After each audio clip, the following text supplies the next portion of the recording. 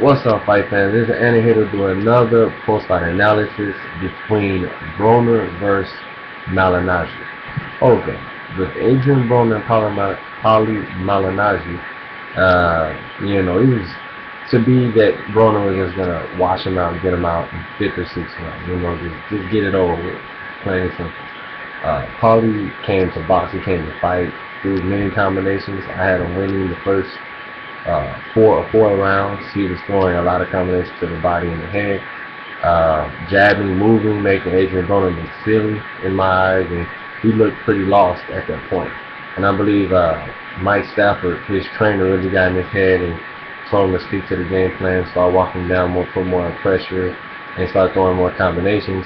Of course, Broner being his regular self every time his back was turned to Paulie, he was hitting him like this behind the head with a punch and then coming back with a punch. He was throwing triple left hooks throughout the fight, which I thought was pretty impressive. Just still not sold on the guy, Broner. He has incredible talent, great skills. He knows angles. He knows how to slowly throw punches and then throw a lot with a lot of power and speed. The guy's the total package, but is he mentally the total package? I still haven't seen him in there with somebody that rocks him, because he's going to get rocked eventually because of his style. And he likes to stand right in front of you, which is very dangerous to do. And we saw what happened with Floyd when he was with the Mosley fight. Early in the fight, got hit with an overhand right and almost went to the ground because of the power and the speed of the punch and the great timing of sitting right in front of somebody trying to be, mano a mano, be too macho. But Broner is very, very forthright. He's very strong. He comes to fight. He's always very aggressive. He has that very, I'm gonna come get you angry mentality, try to get you out of very aggressive, muy aggressive. But Paulie was boxing his ass off. Like I said, the first 6 rounds, like I had to score 4 rounds and 2 rounds for Broner. The fifth and sixth was for Broner. And throughout the middle rounds, Paulie started to fade. He was getting hit with more body shots. I believe one of those left hooks to the body that Adrien really turns into in his style. Like he was doing that. He's doing a lot of like jumping shots where you come down like that, which is very different. You just don't see that much in boxing. He's doing a lot of jump, type of left hooks, and I don't know. Majority of the time, I saw Paulie landing more combinations to the body that were more, clean, look more clean. But Broner has the power, so you have to kind of even out the rounds. I scored the fight 115, 113 for Broner. It could have went either way though. If you go off of the punch stats in the first half of the fight to the second half of the fight is clearly a Broner threw more and landed more. That's just plain and simple. Paulie had landed a great percent of his jabs. He had landed 94 jabs throughout the fight, which is amazing, especially on somebody that's supposed to be Floyd Mayweather. The carbon copy, the variant, grade B of Floyd Money Mayweather. Even Floyd Mayweather at the end of the fight said he was too flat-footed and he could have did better. Broner was very disrespectful at the very end of the fight. Saying that he was running all night. Nah, not for real.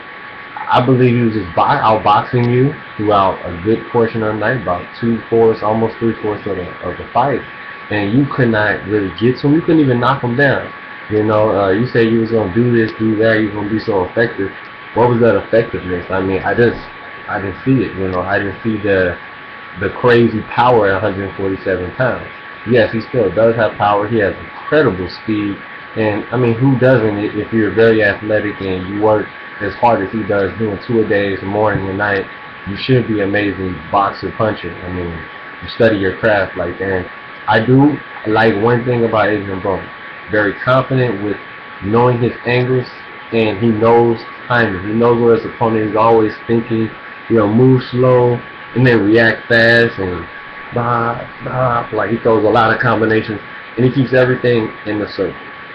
That's very important, people. If you don't know anything else about boxing, if you can punch in the circle, meaning you know where your opponent is and you have very sharp eyes and you have great reflexes, you can see in the circle.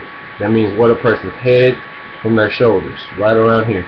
You can touch their shoulder and come up with an uppercut, touch their shoulder, hit them in the side. Like, it helps out so much with knowing location in boxing. Like I said, great fight tonight overall. The Seth Mitchell fight was a dud with Jonathan Banks, just whack. And the other fights was just okay. But like I said, that main event was very controversial at the end.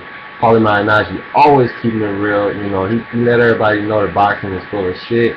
To a certain extent it is when it comes to politics. Politics has always been in boxing. Al Heyman does have his pocket in some of those judges, and it's just being real. I mean, I see it too, you know. I'm a realist, you know. I'm not a person who's going to lie or sit back here and be like, no, you're just talking shit. No, it's keeping it real. I mean, it was a split decision. Even Broner was surprised. But even Broner said he's impressed that he got a split decision, and now he is a three-time champion with three different titles. I mean, a title in 3 different weight divisions. That's what I meant to say, which is very impressive for a 23-0. 23-year-old person with 22 knockouts and 27 wins. So I mean, that's pretty impressive, guys. I mean, you can't sit up there and say it's not. But anyways, the punch stats. Paulie had landed 214 punches, the most landed on Adrien Broner, as I looked that up, and that's the most landed on Adrien Broner.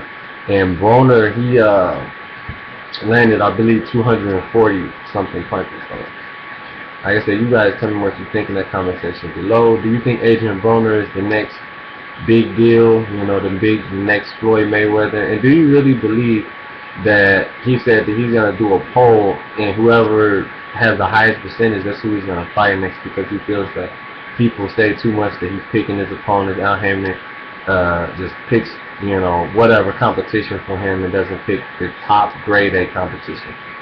I would love to see him face Lucas Matisse, who knows timing, has a granite chin, and knows angles, and a very, very powerful person at 140 and I believe at 147 pounds.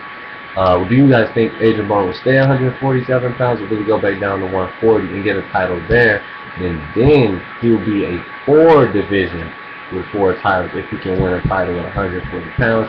That's going to be hard to do, because my main man, you know, Boricua Pride, Danny Swift Garcia has majority of the titles at 140 pounds holding it down. Like I said, if he did go to 140, he'd have to face a Lucas Matisse type of guy.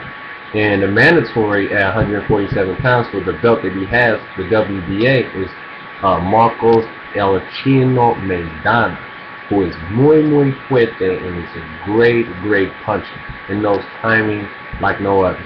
And the overhand right that Maidana has is like, you know, that's his finisher. If he throws that on Broner, it'll be nighty-night, you know, lights out.